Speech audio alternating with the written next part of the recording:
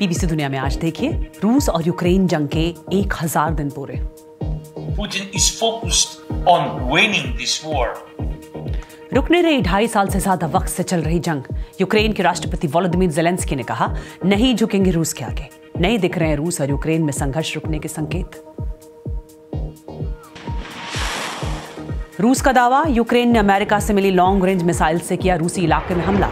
हाल ही में अमेरिका के राष्ट्रपति जो बाइडेन ने यूक्रेन को दी थी अमेरिकी मिसाइलों से रूस में हमले करने की इजाजत। स्वागत है आपका बीबीसी दुनिया में। मैं हूं सारिका सिंह। इस जंग ने कैसे बदल दी है कुछ लोगों की जिंदगी, ये भी दिखाएंगे रूस और यूक्रेन की सीमा से खास रिपोर्ट में। लेकिन पहले हेडलाइंस। जल्द भारत दौरे पर आएंगे रूस के राष्ट्रपति व्लादिमीर पुतिन। रूसी सरकार के प्रवक्ता दमित्री पेस्कोव ने दी जानकारी, कहा जल्द होगा तारीख का ऐलान। हिजबुल्लाह और इजराइल में संघर्ष विराम पर बातचीत के लिए लेबनान पहुंचे अमेरिका के विशेष राजदूत एमोस हॉक्स्टीन। लेबनानी अधिकारी ने बीबीसी को बताया, युद्ध विराम की शर्तों पर राजी है लेबनान की सरकार और हिजबुल्लाह। इजराइल की ओर से नहीं आई है कोई प्रतिक्रिया। हांगकांग में 45 लोकतंत्र समर्थक प्रदर्शनकारियों को सुनाई गई 10 साल की सजा। साल 2019 और 2020 में चीन की ओर से लाए गए नेशनल सिक्योरिटी लॉ के खिलाफ हुए थे प्रदर्शन। 24 फरवरी 2022 को रूस ने यूक्रेन पर हमला बोल दिया था। रूस ने इसे स्पेशल ऑपरेशन कहा और कहा कि वो 2014 में पूर्वी यूक्रेन से कब्जाए हिस्सों को यूक्रेन से बचाना चाहता है।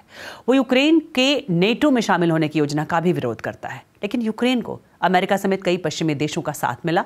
इसके बाद शुरू हुई जंग अब 2.5 साल से भी ज्यादा वक्त से जारी है और इन सालों में कुछ लोगों के लिए जिंदगी बदल सी गई। बात कवर स्टोरी में।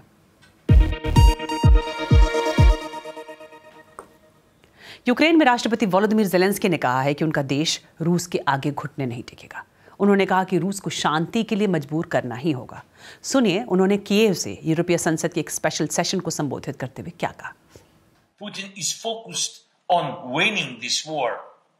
He will not stop on his own. The more time he has, the worse the conditions become. Every today is the best moment to push Russia harder, and it's clear without certain key factors, Russia will lack real motivation to engage in meaningful negotiations. और Ukraine के राष्ट्रपति Zelensky ने यह भी कहा कि रूस में उत्तर कोरियाई सैनिकों की संख्या बढ़ रही है और ये जल्द ही 1 लाख को पार कर सकती है। इस बीच यूक्रेन पर रूस के हमले जारी हैं। यूक्रेन के उत्तर पूर्वी इलाके सुमी में बीती रात हुए ड्रोन हमले में एक बच्चे समेत 8 लोग मारे गए। वहीं रविवार को हुए एक हमले में 89 लोगों की मौत हुई थी। और ब्राजील में हुए G20 समिट में भी रूस यूक्रेन जंग और अमेरिका की ओर से यूक्रेन को अमेरिकी मिसाइलों से रूस में हमले की इजाजत देना चर्चा में रहा। इससे पहले संयुक्त राष्ट्र में अमेरिकी राजदूत ने कहा था कि आने वाले वक्त में यूक्रेन को और सुरक्षा और सहायता मुहैया कराई जाएगी। और अब रूस के रक्षा मंत्रालय ने कहा है कि बीती रात रूस के ब्रायंस्क प्रांत में यूक्रेन ने अमेरिका से मिले अटैकम्स मिसाइलों से हमला किया है। और अगर ऐसा हुआ है तो ये पहला मौका होगा जब यूक्रेन ने इन लंबी दूरी की मिसाइलों का रूस के अंदर इस्तेमाल किया है। यूक्रेनी सेना ने कहा है कि उसने रूस के काराचेव में हथियारों के एक भंडार को निशाना बनाया है। हालांकि उसने ये नहीं बताया कि इन हमलों को उसने किन हथियारों के साथ अंजाम दिया है। रूस के अंदर अमेरिकी मिसाइलों से हमला करने से यूक्रेन को क्या फायदा होगा और यूक्रेन के लोग इस बारे में क्या सोचते हैं, ये समझने के लिए रूस की सीमा से लगते दानेप्रो से देखिए बीबीसी संवाददाता पॉल एडम्स की रिपोर्ट। ओडेसा की सड़कों पर और दर्दनाक मंजर देखने को मिल रहे हैं। यूक्रेनी एयर डिफेंस ने एक रूसी मिसाइल को मार गिराया था, मगर इससे भीड़ भरे इलाके में भारी तबाही हुई।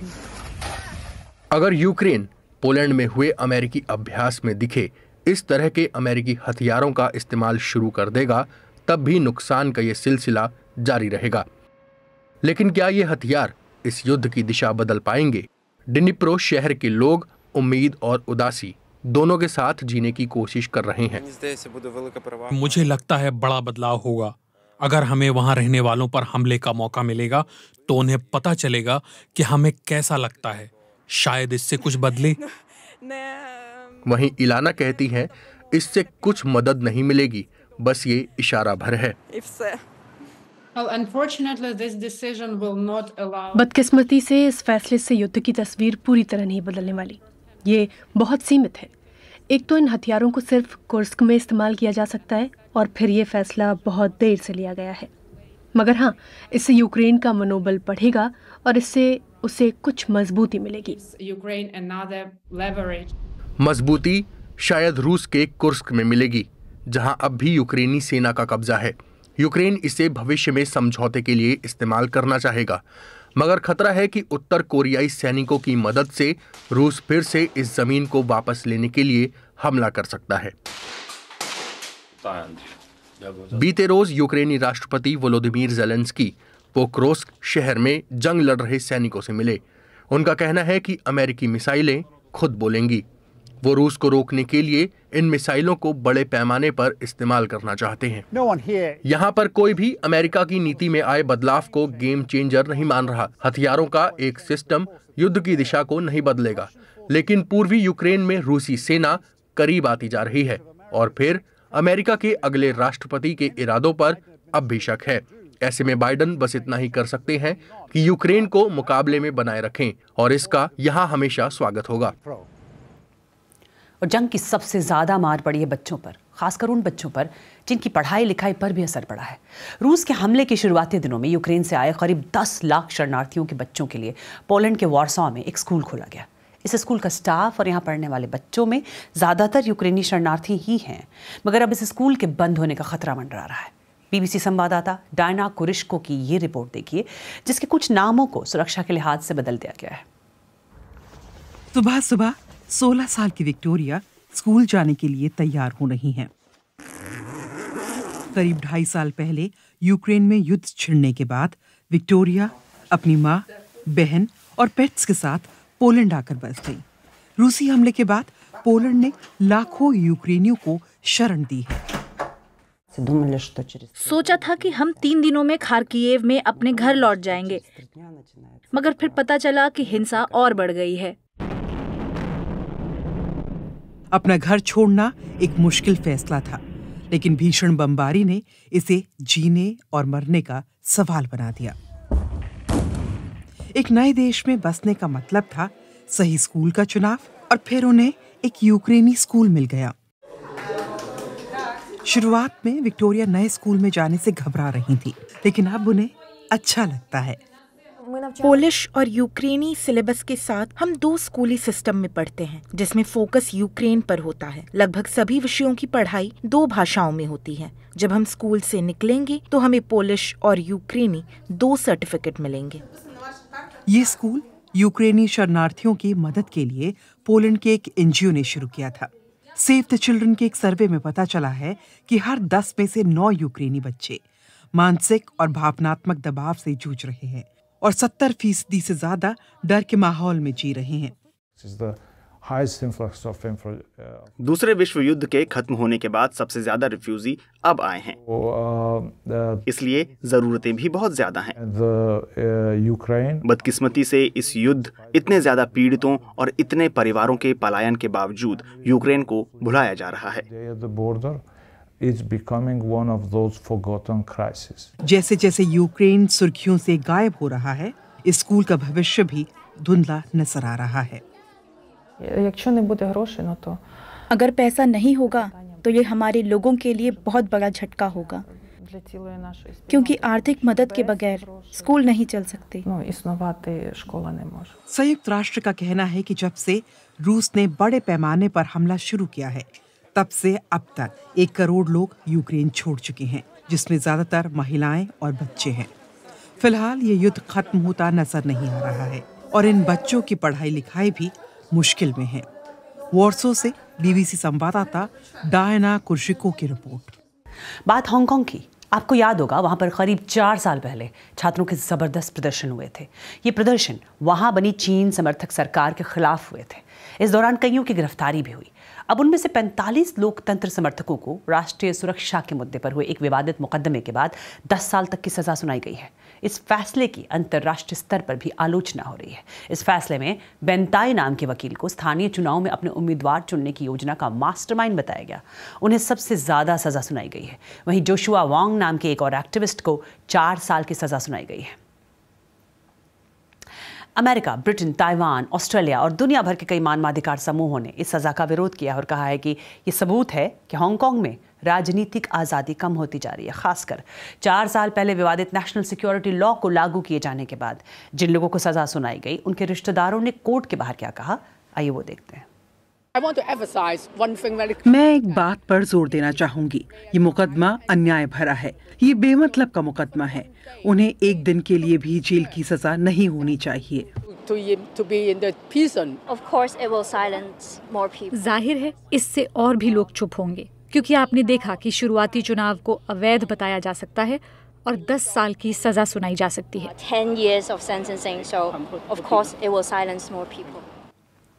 मगर हांगकांग के सुरक्षा मंत्री क्रिस तांग ने अदालत के फैसले को सही बताया।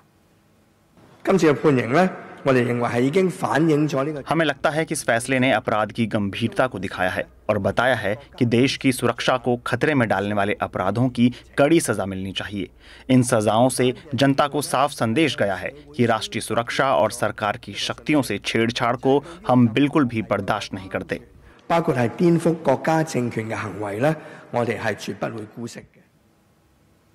और ये फैसला सुनाए जाने के पहले कोर्ट के बाहर कड़ी सुरक्षा व्यवस्था की गई थी, क्योंकि बड़ी संख्या में लोग जमा हो गए थे वहाँ। एक वक्त ब्रिटेन का उपनिवेश रहा ये इलाका साल 1997 में चीन का स्पेशल एडमिनिस्ट्रेटिव रीजन बना। चीन की तुलना में यहाँ काफ़ी व्यवस्थाएं अलग थीं। फिर साल 2019 में यहाँ लोकतंत्र के समर्थन में प्रदर्शन हुए, जिसके बाद चीन ने सख्त नेशनल सिक्योरिटी लॉ लागू कर दिया। जानकारों का कहना है कि इस कानून को लागू करने से और अब इस फैसले ने हांगकांग में लोकतंत्र समर्थक आंदोलन और कानून व्यवस्था को कमज़ोर कर दिया है और अब इस शहर पर चीन का सीधा नियंत्रण और बढ़ गया है। लेकिन आज आया फैसला अंतिम नहीं है, लेकिन सिर्फ हांगकांग की सरकार ये अपील कर सकती है कि अभियुक्तों को और सख्त सजा दी जाए। इस पर और जानकारी दे रहे हैं बीबीसी संवाददाता मार्टिन येप। सुरक्षा मंत्री क्रिस तांग का कहना है कि वो आज के फैसले की समीक्षा करके बाद में अपील कर सकते हैं। इसका मतलब है कि उनका मंत्रालय ये मान रहा है कि कुछ लोगों को हल्की सजाएं मिली हैं, जबकि हांगकांग के बाहर इसकी काफी आलोचना हो रही है। साथ ही इस मुकदमे में शुरू में 47 अभियुक्त थे, जिनमें से 2 को बरी कर दिया गया था, मगर एक के खिलाफ अभी भी सरकार ने अपील दायर की है। उन्हें भी सजा सुनाई जा सकती है। करीब 3.5 साल तक चले मुकदमे में जजों ने सरकारी वकील की बात से सहमति जताई, जिसमें उन्होंने कहा था कि अगर इन लोगों को कभी चुन लिया गया और इन्होंने सरकार की नीतियों और बजट वगैरह के खिलाफ वोट दिया तो संवैधानिक संकट खड़ा हो जाएगा।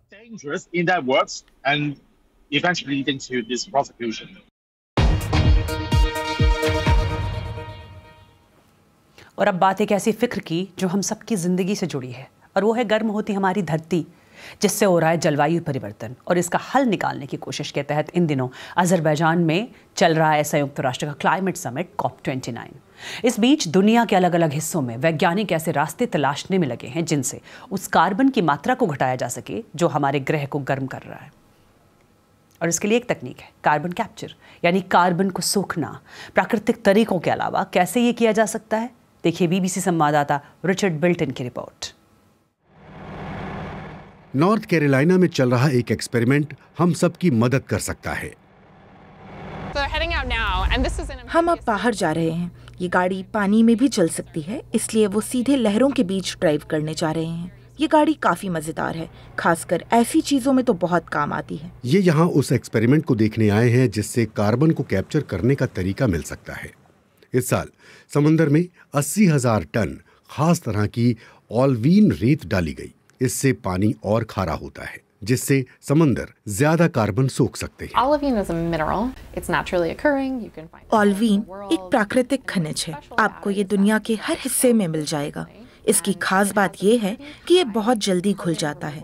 इसमें कार्बन को सोखने की अच्छी क्षमता है।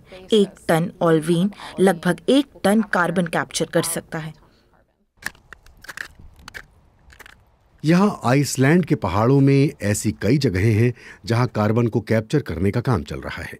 ये मशीनें धरती की थर्मल एनर्जी से चलती हैं और वातावरण से कार्बन डाइऑक्साइड खींचती हैं। कुछ वैज्ञानिकों का कहना है कि हमें ऐसी और मशीनें चाहिए, क्योंकि अभी कार्बन घटाने के लिए कई देश जंगलों और महासागरों पर ही निर्भर हैं। सबसे जरूरी बात यह है कि हम प्रकृति की मदद के सहारे नहीं रह सकते। दुनिया के बढ़ते तापमान के साथ ही प्राकृतिक जगहों में जमा कार्बन दोबारा वातावरण में जा रहा है। हम चाहते हैं कि लोग ये समझें कि फॉसिल फ्यूल से होने वाले कार्बन उत्सर्जन की भरपाई करनी होगी। उसके लिए कार्बन को कैप्चर कर उसे दोबारा जमीन में डाला जाए। पेट्रोलियम और कोयले जैसे फॉसिल फ्यूल्स के विकल्प खोजे जा रहे हैं। वेलकम। भविष्य में आपका स्वागत है। यहाँ एनर्जी के लिए सूर्य की किरणें इस्तेमाल की जा रही हैं। ये जगह जर्मनी में कोलोन के पास है। यहाँ सोलर एनर्जी इस्तेमाल होती है। इसके साथ जैविक कचरा मिलाकर कार्बन न्यूट्रल फ्यूल बनाया जाता है। ये एक पूरे चक्र जैसा है। ईंधन के जलने के कारण जितना कार्बन पैदा होता है, हम वातावरण से उसी मात्रा में कार्बन निकालते हैं और उससे फ्यूल बनाते हैं।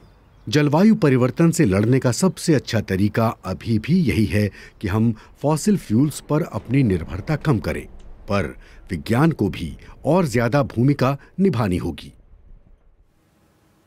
और क्या आप भी दफ्तर की टेंशन घर लेकर जाने को मजबूर हैं? बॉस के कॉल्स क्या आपको परेशान करते हैं?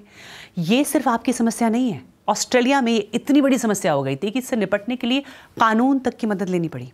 वहाँ के नौकरी पेशा लोग अब राइट टू डिस्कनेक्ट कानून की मदद से दफ्तर के बाद आने वाले गैर ज़रूरी कॉल्स, ईमेल्स और मैसेजेस को नज़रअंदाज कर सकते हैं। देखिए सिडनी से बीबीसी संवाददाता फिल मार्सर की रिपोर्ट। परिवार के साथ फुर्सत के पल काम के तनाव को कम कर देते हैं। केली गेल सिडनी में मार्केटिंग में अपनी नई जॉब शुरू कर रही है और उन्होंने ये सुनिश्चित किया है कि पिछली नौकरी की तरह नई नौकरी में अतिरिक्त समय और ऊर्जा न लगानी पड़े। कि हर कॉल का जवाब देने का दबाव होता था, चाहे आप बाथरूम में ही क्यों ना हो। हर ईमेल का जवाब, वो भी 10 मिनट के अंदर, दिन हो या रात, वीकेंड हो या छुट्टी। इसका आप पर क्या असर पड़ा? सच बताऊं तो ये बहुत तनावपूर्ण था। लेकिन अब लाखों ऑस्ट्रेलियाई ऑफिस के बाद आने वाले कॉल्स और ईमेल्स के दबाव से छुटकारा पा सकते हैं। नया कानून लाने के पीछे का आधार भी यही है कि वो लोग ज्यादा खुश रहते हैं जिन्हें घर जाने के बाद दफ्तर से जुड़े किसी भी तनाव का सामना नहीं करना पड़ता। ऑस्ट्रेलिया में मानसिक स्वास्थ्य का मसला गंभीर हो गया है। हर 4 में से 1 कर्मचारी मानसिक स्वास्थ्य से जुड़ी समस्या से जूझ रहा है। कई लोग कभी भी नौकरी जाने के खतरे में हैं। ऑस्ट्रेलिया में रोजमर्रा के और भी संकट है, तो इस तरह से कुछ समस्याओं को सुलझाने की कोशिश की जाएगी। इसी तरह के कानून फ्रांस, अर्जेंटीना और आयरलैंड में भी लागू हैं। हालांकि ऑस्ट्रेलिया के उद्योग समूह इस बात पर जोर देते हैं कि ये कानून आर्थिक अनिश्चितता के दौर में प्रोडक्टिविटी को प्रभावित कर सकता है। हालांकि शिक्षाविदों का तर्क है कि ये बदलाव अच्छे साबित होंगे। कंपनियां राइट टू डिस्कनेक्ट कानून को लागू करने के तरीकों पर काम कर रही हैं, जैसे वो कर्मचारियों को हार्ड वर्क की जगह स्मार्ट वर्क करने के लिए प्रोत्साहित कर रही हैं। हालांकि टेलस्ट्रा में इसका चलन लंबे समय से है। ऑस्ट्रेलिया की प्रमुख दूरसंचार कंपनियों में से एक ने अपने कर्मचारियों को 1 दशक से भी ज्यादा समय से काम के बाद स्विच ऑफ करने की अनुमति दी हुई है। ध्यान लगाकर काम करते रहने और प्रोडक्टिव बने रहने के लिए लोगों को संतुलित जीवन की जरूरत होती है, जहां आप काम में अपना सबसे बेहतर देने के साथ साथ डिस्कनेक्ट हो सकते हैं। मुझे लगता है कि ये बेहतरीन है। मुझे लगता है कि ये लोगों को ज्यादा से ज्यादा वर्क लाइफ बैलेंस बनाने में मदद करता है। कानून के मुताबिक ऑफिस के तय घंटों के बाद बॉस की कोई भी कॉल जो गैर जरूरी है उसे हम नजरअंदाज कर सकते हैं। और कार्यक्रम से जुड़े किसी भी टॉपिक पर आप मुझे सीधे लिख सकते हैं। एक्स पर मेरा हैंडल है @BBC सारिका। आज के लिए इतना ही। BBC दुनिया के साथ हम फिर हाजिर होंगे।